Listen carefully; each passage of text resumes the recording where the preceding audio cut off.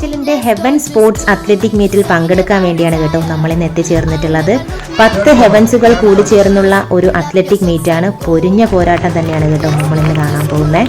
അപ്പോൾ ഇശല് 3 പ്രോഗ്രാമിനുണ്ടായിരുന്നു. Relay, long jump, 50 metre raise.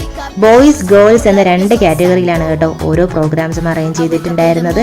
3 വയസ്സ് മുതൽ 6 വയസ്സ് വരെയുള്ള മക്കളെ കാഴ്ചവെക്കുന്ന ഓരോ പെർഫോമൻസും ഉണ്ടല്ലോ, മാഷാ അല്ലാഹ്, പറഞ്ഞറിയിക്കാൻ പറ്റത്തില്ല. അത്രയും അടിപൊളി പെർഫോമൻസ് ആയിരുന്നു ഓരോ മക്കളും കാഴ്ചവെച്ചിട്ടുണ്ടായിരുന്നത്.